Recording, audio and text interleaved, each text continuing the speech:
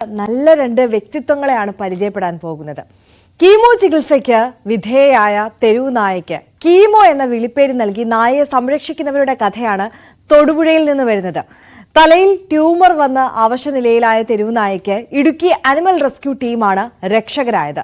Surgery നടത്തി നായയുടെ ജീവൻ നിലനിർത്തുക മാത്രമല്ല, കീമോ ഉൾപ്പെടെ തുടർ ചികിത്സയും നൽകിക്കൊണ്ടാണ് സംരക്ഷകരായ മഞ്ജുവിന്റെയും കീർത്തിദാസിന്റെയും സഹജീവി സ്നേഹം. വാഗമൺ അഡ്വഞ്ചർ പാർക്കിൽ നിന്നാണ് മഞ്ജുവിനും കീർത്തിദാസിനും ഈ നായയെ ലഭിക്കുന്നത്.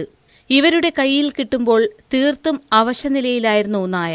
ഏറ്റെടുത്ത ശേഷം തൊടുപുഴയിലെ സ്വകാര്യ മൃഗാശുപത്രിയിൽ ചികിത്സയ്ക്കായി എത്തിച്ചു. മൂക്കിന് സമീപമുള്ള എല്ലിൽ ക്യാൻസർ ബാധിച്ചതായി ഡോക്ടർമാർ അറിയിച്ചു. ആഴ്ചയിൽ ഒരു തവണ കീമോയും ചെയ്യണം. ചികിത്സയ്ക്കായി വലിയ ചിലവ് വരുമെങ്കിലും മികച്ച ചികിത്സ നൽകാൻ ഇരുവരും തീരുമാനിക്കുകയായിരുന്നു. പിറ്റേ ദിവസം തന്നെ നമ്മൾ സർജറി ചെയ്യേണ്ടത് ഓപ്പൺ സർജറി ആയിരുന്നു.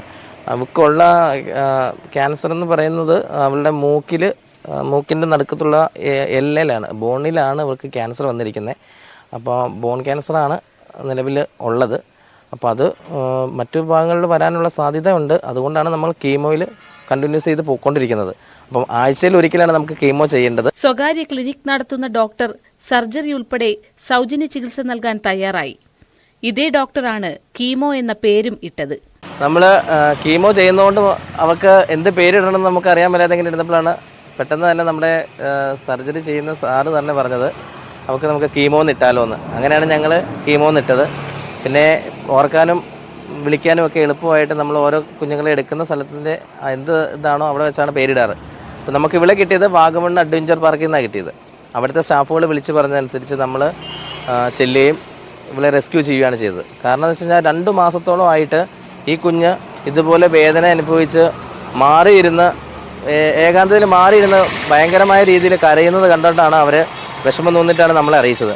അപ്പം മറ്റു നായ്ക്കൾ പോയി അവളുടെ മൂക്കിൻ്റെ അവിടെ വന്ന് നക്കി കൊടുക്കുകയും അവർക്ക് അവരുടേതായ ട്രീറ്റ്മെൻറ്റുകൾ ചെയ്തുകൊണ്ടിരിക്കുകയാണെന്നാണ് അവർ പറഞ്ഞത്.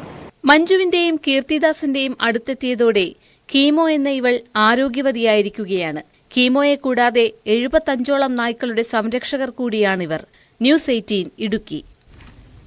നമ്മൾ ഈ സഹജീവികളെയും നായ്ക്കളെയും തെരുവ് നായ്ക്കളെയും ഒക്കെ സ്നേഹിക്കുകയും സംരക്ഷിക്കുകയും ഒക്കെ ചെയ്യുന്ന പല കാഴ്ചകളും കണ്ടിട്ടുണ്ട് കൃഷ്ണേന്ദു. പക്ഷേ ഇപ്പോൾ ഒരു തെരുവ് നായ്ക്ക് തലയിൽ ട്യൂമർ വരിക, അത് തിരിച്ചറിയുക, അതിനെ ചികിത്സിക്കുക, സർജറി ഓപ്പൺ സർജറി ചെയ്തു എന്നൊക്കെ അവർ പറഞ്ഞു. അതിനോടൊപ്പം അതിന് ശേഷമുള്ള തുടർ ചികിത്സകളുണ്ടല്ലോ, കീമോ പോലെയുള്ള വളരെ ചിലവേറിയ ചികിത്സകൾ പോലും അവർ ചെയ്തു കൊടുത്ത് അതിനെ സംരക്ഷിക്കുന്ന കാഴ്ച എന്ന് പറയുന്നത് വളരെ അപൂർവമാണ്.